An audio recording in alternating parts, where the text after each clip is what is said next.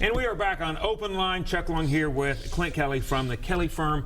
We are talking about medical malpractice. I know there's a lot of times where things can go wrong, and you wonder, how long it's going to take to get better. What choices do you possibly have as far as filing a suit? Do you need to? Should you? We are getting a lot of great advice from Clint this evening. Thank you for holding on the line with us. We're going to go right back to the lines with Sarah.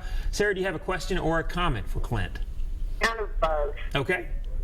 To start with, I've been seeing a doctor for many years, and he wants to do surgeries on me, and I'm not comfortable with them, and he gets upset about it, and I go ahead and do it, and before I do it, they have us sign these forms that says, if you cripple me or if I die, it's not your fault.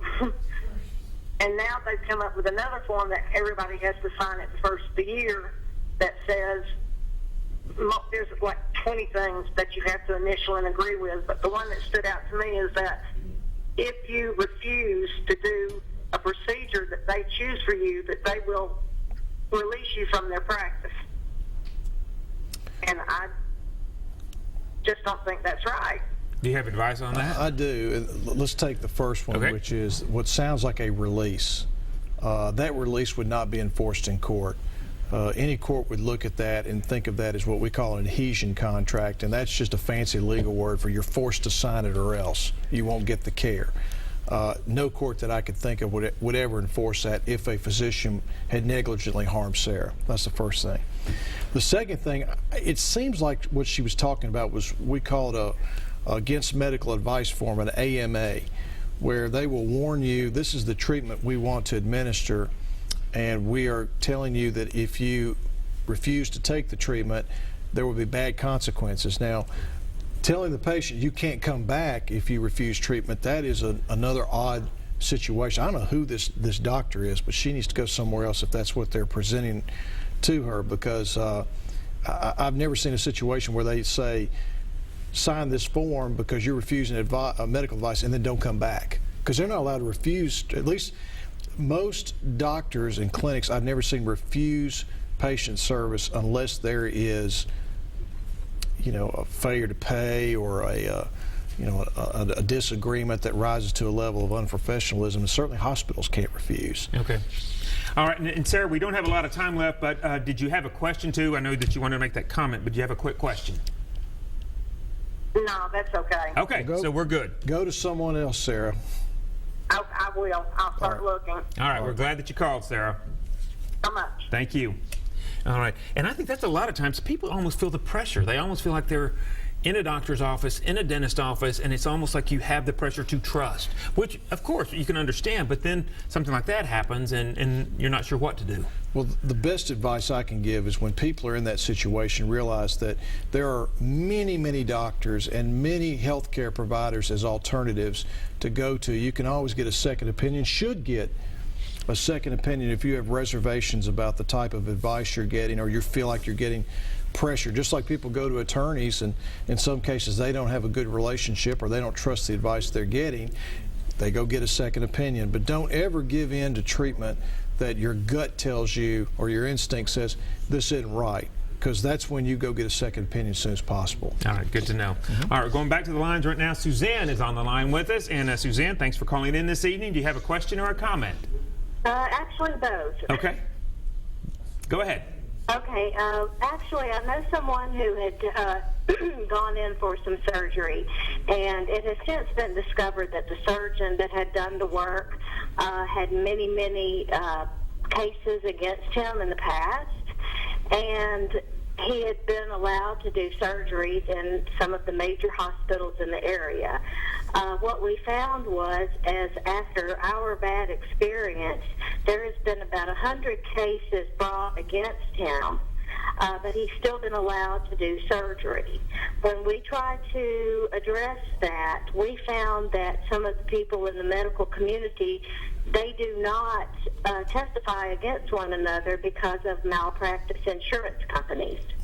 So what we have found ourselves in a position that there are multiple people from the same surgeon, and they have been actually suffered consequences worse from their surgeries than they've had before they went in.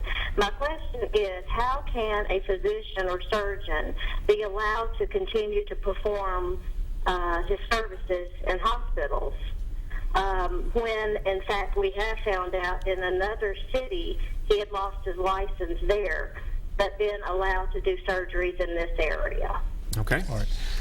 The simple answer is it shouldn't happen, but it does, and the reason why it does is because we have a oversupply of patients and an undersupply of physicians.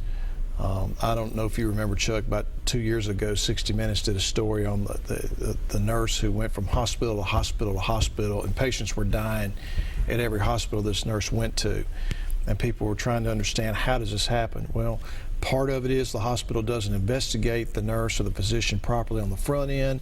Then there's very great difficulty encountered when you try to get rid of that nurse or doctor. They have certain administrative rights when they work at the hospital. And then, of course, there's usually a job waiting on them somewhere else, perhaps out in a rural community where there's a great need for those services. And so while this doctor or this nurse goes from one place to the next, they leave patients behind who are injured. And it's horrible when it happens, and really when it's bad is when the physician or the nurse is impaired. You know, there are a lot of situations where that healthcare provider is an alcoholic or is addicted to painkillers or other types of illegal substances, and they screw people up. And sometimes they're not discovered until I'll tell you how they're discovered. There'll be a healthcare provider working with them who will either smell alcohol in their breath, or who will notice they're going to the bathroom all the time because they're shooting up or snorting cocaine. That's usually how these things get reported, and the hospitals do not want the patients to know about it, and so they keep it quiet, and then eventually they'll get rid of that person and move on, saying, we won't report you to the next hospital if you agree to resign and relinquish any claim you might have against us. Okay. All right. Well, Suzanne, thank you so much for calling in this evening. We hope that helped with your comment and your question. We only have about 2 minutes left, and I just wanted in that final 2 minutes, if you're just tuning in or if you've been watching for the entire hour, one of the things in medical malpractice, I think, that I'd love for you to just kind of recap is, when someone is out there and they're not getting better, when is the time that they come to see you? I mean, I know there's this 1 year statute of limitations, but when is the time that they come to see you? I think that there is, Chuck, when they know in their gut they're not getting better. And it's pretty simple when someone has died, or they've lost a limb, or they've lost an organ. That's pretty easy to know, okay, I need to call an attorney, I need to call Mr. Kelly and get some advice. But in other situations, if you go a few months and you're not getting better, or your family members tell you, hey, you need to call somebody, pick up the phone and call. It costs nothing, and it can save you from having me or another attorney tell you, if you've waited too long, sorry, we can't bring your claim. I mean, it's just so easy nowadays to pick up the phone and get free advice. I mean, like I said, I don't charge unless I recover money. And at about in the final 30 seconds that we have on this segment, and then we'll give the information when we come back from the break. But what do you see probably more people encounter when they come to you, and that they do end up having a good solid leg to stand on? I mean, what kind of injury do they have? A lot of my cases are death cases, or cases in which the patient's lost a limb, lost an organ, or, and I'm starting to see more of these cases, they're battery cases where the physician or the hospital was not authorized to allow a procedure to take place, and it turned out to be unnecessary. And I'm seeing more of that right now, Chuck. Okay. All right, well, that is good to know. We're going to take a short break. We'll come up, we'll wrap things up, and we'll give you the number that you can call to get a hold of Clint at the Kelly firm. So come on back with us.